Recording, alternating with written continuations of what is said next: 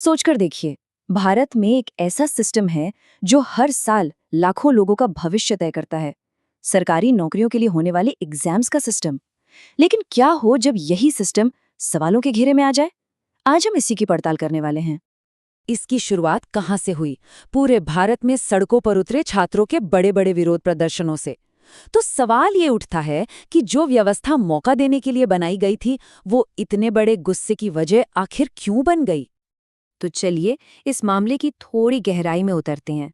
ये कोई एक दो घटनाओं की बात नहीं है, बल्कि एक ऐसे सिस्टमिक फेलियर की कहानी है जिससे सरकारी नौकरी की तैयारी करने वाले अनगिनत उम्मीदवार प्रभावित हो रहे हैं।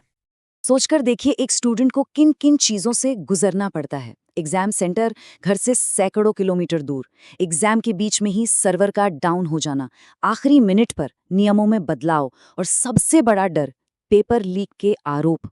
ये सब मिलकर खासकर उन परिवारों पर एक भारी बोझ डालता है जो पहले से ही आर्थिक तंगी से जूझ रहे हैं। और अब इस पूरी कहानी में एंट्री होती है एक प्राइवेट कंपनी की, जिसका नाम है एडिक्विटी। ये नाम याद रखेगा क्योंकि इस पूरे विवाद के केंद्र में यही कंपनी है। तो सवाल ये है कि हम ऑनलाइन एग्जाम्स तक पहुंचे कैसे? देखिए, 2013 से पहले जब एग्जाम्स ऑफलाइन होते थे तो पेपर लीक एक बहुत बड़ी समस्या थी। फिर 2013 में एक बड़ा एसएससी पेपर लीक घोटाला हुआ जिसने पूरे सिस्टम पर से भरोसा हिला दिया। इसके बाद 2015 में सरकार ने फैसला किया कि अब एग्जाम्स कंप्यूटर पर होंगे। इसके लिए एक बहुत बड़े डिजिटल इंफ्रास्ट्रक्चर की जरूरत थी और बस यहीं से प्राइवेट कंपनियों के लिए दरवाजे खुल गए। तो अब आते हैं इस पड़ताल के सबसे अहम हिस्से पर। सोर्स के मुताबिक सरकारी टेंडर्स में एक पैटर्न बार बार देखने को मिला है, एक ऐसा पैटर्न जो कई सवाल खड़े करता है। चलिए पहला केस फाइल खोलते हैं। नेशनल टेस्टिंग एजेंसी यानी एनटीए का टेंडर। ये कोई छोटा मोटा कॉन्ट्रैक्ट नहीं था, बहुत बड़ा और बहुत महत्वपूर्ण कॉन्ट्रैक्ट था।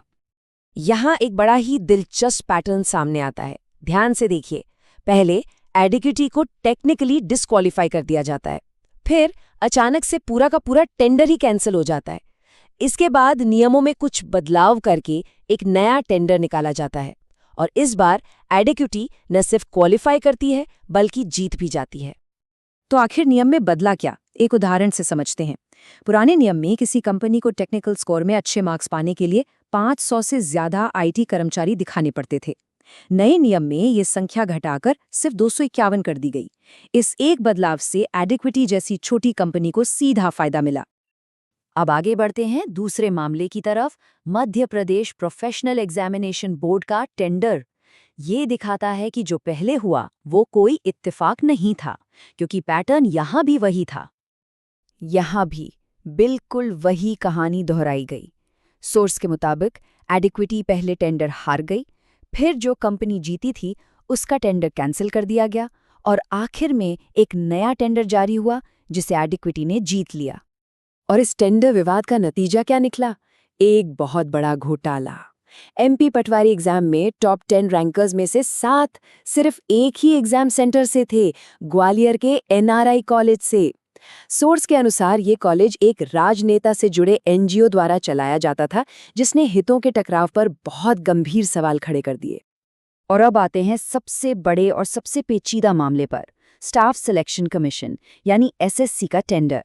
ये वो एग्जाम है जो देश भर में लाखों करोड़ों उम्मीदवारों को प्रभावित करता है।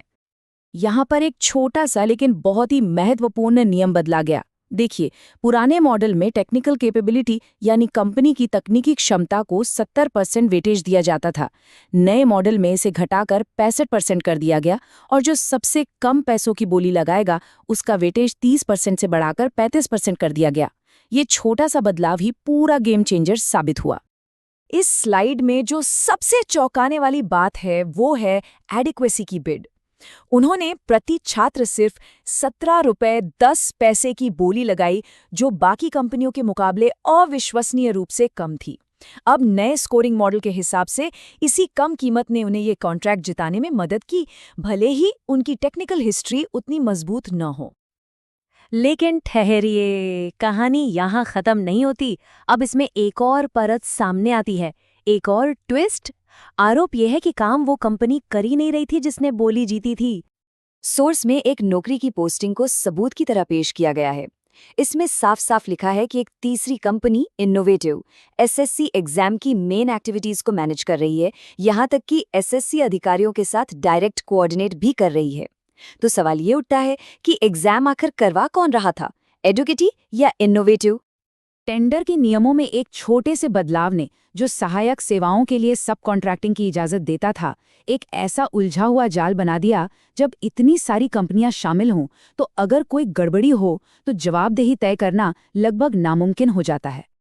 तो चलिए अब वापस वही आते हैं जहां से हमने शुरू किया था, छात्र।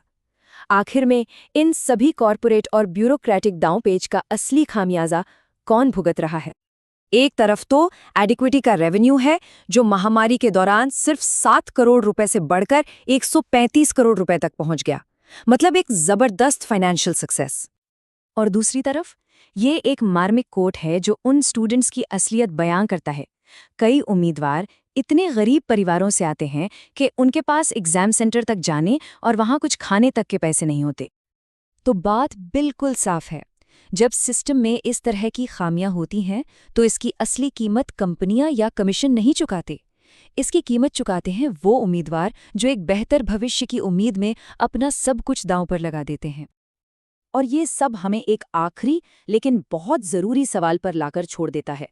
जब एक सिस्टम जो मौका देने के लिए बनाया गया था खुद ही एक रुकावट बन जाए, तो फिर लाखों लोगों के भविष्य के लिए आखिर कौन जवाबदेह है?